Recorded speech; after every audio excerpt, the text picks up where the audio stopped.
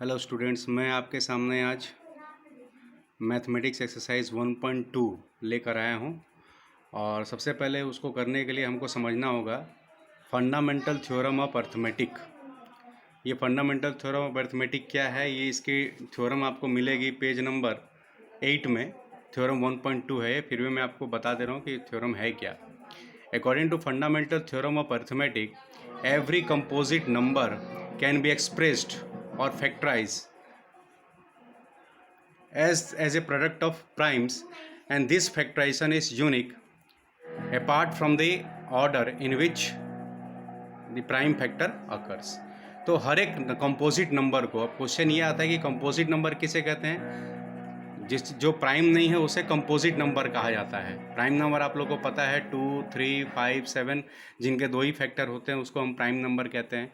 और जिनके दो से अधिक फैक्टर होते हैं जैसे 2 या 6 या 8, इनको हम कंपोजिट नंबर कहते हैं। तो किसी भी कंपोजिट नंबर को प्राइम फैक्टर के रूप में एक्सप्रेस किया जा सकता है, और किसी भी नंबर का जो प्राइम फैक्टराइजेशन है वो यूनिक होता है। हर नंबर का अपना एक यूनिक होता है। Apart from its order, order इधर उधर हो सकता है, बट उसकी फैक्टराइजेशन किसी और नंबर की फैक्टराइजेशन से मैच नहीं करेगी।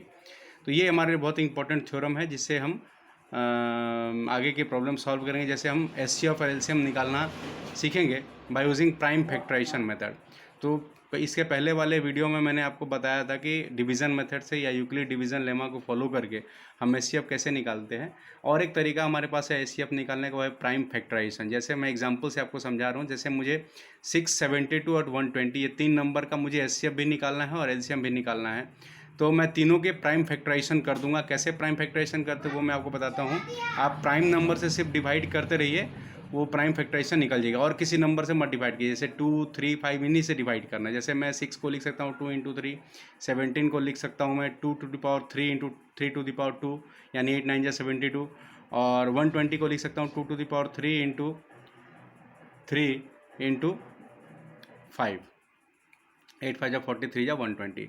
तो इसमें आपको HCF के लिए ये करना है कि जो मिनिमम पावर है कॉमन फैक्टर की, जैसे यहाँ कॉमन फैक्टर 2 और 3 है तीनों में, तो उसकी जो मिनिमम पावर है 2 to the power 1 यानी 2, हमें वो HCF के लिए लेना है। और 3 में भी 3 to the power 2 और 3, इसमें मिनिमम पावर 3 ही है, 3 to the power 1 है। तो दोनों को ले लेंगे 2 × 3, that becomes our HCF of this 3 number, that is HCF is 6। अब LCM कैसे निकालेंगे।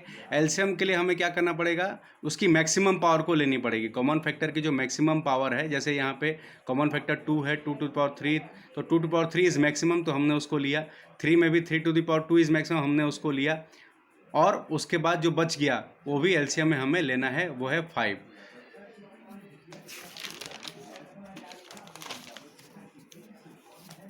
तो ये हमारा LCM बनता है। LCM बनता है हमारा 2 to the power 3 × 3 to the power 2 × 5, that is 360। अब हम एक्सरसाइज 1.2 पे आ जाते हैं। एक मुश्किल नंबर मैंने लिया है ताकि आपको दिक्कत ना हो। जैसे क्वेश्चन नंबर 5 है, ये कहता है कि check whether 6 to the power n can end with digit 0 for any natural number और एनी नंबर n। क्या 6 to the power n 0 के साथ एंड होगा, किसी भी n की वैल्यू अगर हमने 6 to the power n अगर 1 ले तो 6 to the power 1 होता है, 2 ले तो 6 to the power 2 36 होता है। ऐसा कोई नंबर फ्यूचर में मिल सकता है जो 0 हो, तो उसके लिए हमें fundamental theorem of arithmetic check करना चाहिए। हमें ये देखना है कि 6 to the power n की प्राइम फैक्टराइजेशन क्या है। कि कोई किसी भी नंबर को 0 में एंड होने के लिए it has to be factor of 10, और फैक्टर ऑफ 10 तभी होगा जब वो 2 और 5 का फैक्टर होगा, दोनों का। तो यहाँ 6 की प्राइम फैक्टराइजेशन हम करेंगे तो date will be 2 × 3 to the power n, यानी यहाँ 2 तो है मगर 5 नहीं है।